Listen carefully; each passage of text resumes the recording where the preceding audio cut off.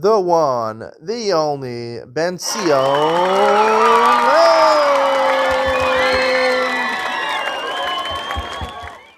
Good morning and welcome to Yeshiva YouTube. Iyun with Benzion. Today's daf is Benzion Gittin daf Ted, number 9. On Ted Amud Beis, it talks about a famous concept which is dealt with extensively in Benzion Gittin. The Gemara says, "Omer tznu get zel ishti," in the middle of Ted Amud Beis, v'shtar sheikhus el avdi. He sends an emissary, an agent, to go give a get to his wife, or to give an emancipation document to his eved, umes, and he died. Reuven sent it to Shimon. Shimon was the eved, or Reuven sent it to his wife Sarah, and he died. Lo yitnu la'achar misa. You can't give it to the person. You can't give get to the woman after he died, after Reuven died, and you can't give the emancipation document to the eved, meaning it's not effective, right? Basically, what happens is that the woman is not divorced. Obviously, she's not married to the guy anymore because he died, but it's relevant when it comes to Yibum, meaning if Reuven had a brother and he had no children from his first wife, she would fall to Yibum. It wouldn't be a get. She would fall to Yibum. And when it comes to Shechur, the Eved Kanani would be inherited by the inheritors. He would not be free at all. However, when it comes to money, however, if you say, here's $1,000, Reuven's $1,000, he says to his agent Levi, give it to Shimon. And Levi is about to give it to Shimon, and we find out that Reuven had died before he gave him the money. Who gets the money? Does his inheritors get the money? Or does Shimon get the money? Look, Shimon gets the money. Why is that? So this is a concept called Ein Get La'achar Misa. Ein Get La'achar Misa means, according to Rashi, or let's read Rashi over here. Rashi says the reason it doesn't work, Ein Get La'achar Misa, is because the whole kamad lo mata gita liyadi lo havi mashukar. Kevin the mis kodem su lo havi shechru shechru. The nafle reshus say mine v'chayal le reshus yarshin.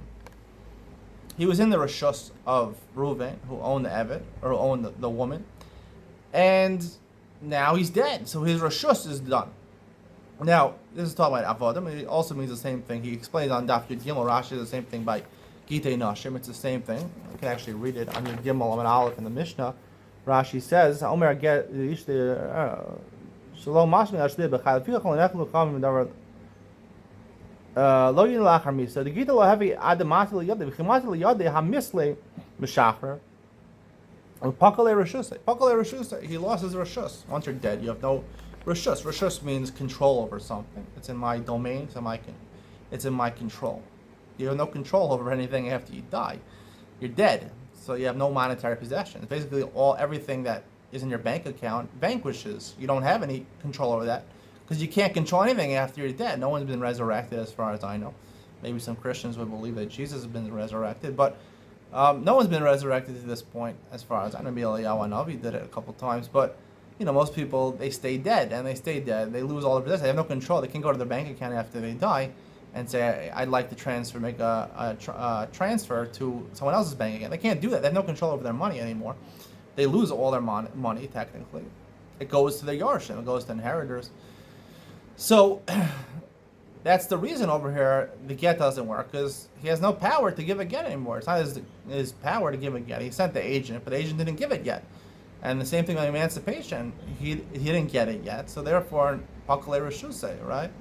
The shliach is just an emissary. He's giving it to them. It only becomes effective when, right, it doesn't be yada, when the woman gets it. He has to get it, or the Eved has to get it also in his hand. So therefore, it doesn't. But when it comes to money, right, what's the reason that it works?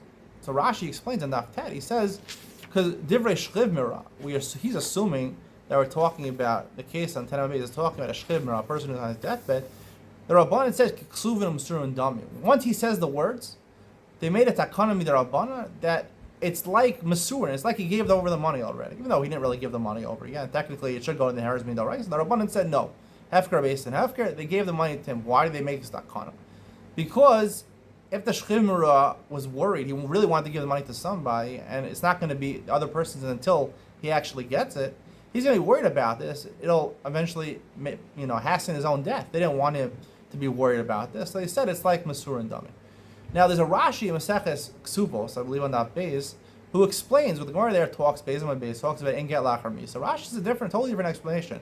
The reason Ein Get La'achar Misa is because Ein HaMesim Megarshim, which is a little different than what he's saying over here. Ein HaMesim Megarshim sounds like technically he could give a get, but dead people don't give gets, can't give a get. Sounds like he has some sort of possession. Now, when a woman is married to a man and he dies, right? So we believe in reincarnation. I think a lot of religions believe in reincarnation. I believe you look heavily in the Zohar and things like that about Gilgulim. It's a prevalent idea in the Kabbalistic Svarim over here. A person never really dies. Your neshama really never dies. Who you are, your consciousness never really dies. And you might come back to life as a certain person, as an animal, as a rock. I don't know exactly. But the shelo of you, there's always, in Dinei Mammon, as we'll get to Baba Kama, Metzia, and Basra, there's two parts to ownership. There's the ownership of you, me, is shelo, it's mine. And Bershusi means it's in my domain, I have control over it. So when a person dies, I think you have to put these two Rashis together. That the reason the get doesn't work is twofold. Like he says in Maseches Ksubos, Eina Mesim Megarshim, you're technically alive, you didn't die. So your wife is still attached to you somehow. But you can't, even though you're alive and you're dead, Mesim can't do the physical act of Magar. You have the Nasan Bigad, you have to do the Maisa giving it to her hand. You're dead, you can't give it, even though you have a Shliach, but the Shliach is acting on your accord in place of you, and you're dead, so you can't act in place of you. You can't do the Maisa. She's still your wife, she's still Shalosh, she still belongs to you in a certain respect, but you can't do the action. However, here he's talking about a different aspect. Maybe, what about the aspect of monetarily, right? You have control over your wife, right? Kol mashi kana isha kana bailo. The money that she earns belongs to you as a husband. And the same thing by an Eved. Masha kana Eved kana rabo. So when he's talking about the Dinei Mamnis, the control over the possessions, there he says, once you die, right, you have no control over your possessions. Those goes to your Yerusha. The monetary, your bank account goes to your inheritors. You lose that. After you die, you might be alive, but you're going to transfer someone else's body. You're alive, you're shalo, you own yourself, but bershuso, whatever you mean, you don't control anything. You can't control anything because you can't make a bank transfer after you're dead. So the Rashis go hand in hand, both to explain. Rashi B'Zach is explaining why the shalo can't be Megarish, the you, right, that she belongs to you. Not in a monetary sense, but in terms of an Isser V'Heter sense, in terms of that you have a bond of marriage, she belongs to you, you're still alive in certain respects. That's how the concept of Yibum works. Yibum, it's like the brother already, the Zika is still attachment because the brother is still alive, so therefore she's still attached to in marriage. She's almost married. You just have to do an act of Yibum. She's partially married. You just have to be Machnas or Reshuso, right? But the Shalo, you're taking the Shalo of your brother. You're Omed Bimkomo. You're standing in his place. Because he's still alive in a certain respect. You still, after you die, you still own your wife, partially. But you don't have control over her, and the Yavam takes control for you. And that's why the child is for the brother, because the brother is really still alive in a certain respect. So the same thing over here. Rashi in Masechah Suvas is explaining the Shalom, because you can't do a Ma'aseh Nesina. And what about Bershuso? Why can't Bershuso give a get? Because Pakale Bershuso, he loses Bershuso, he loses control over his possessions, the monetary possessions, Mashakana, Ishakana, Baila. He lost that, and Mashakana, Eved Kana Rabba, he lost that, right? So you lose that. So that's why there's two reasons offered by Rashi over here. One of Maseches Tuos, one of Maseches Gittin. Hope you enjoyed today's share. I think it's really fundamental. When I was learning this in Maseches Ksuvos, I remember my Rebbe Yonasan Sachs in YU. He quoted these different Rashi.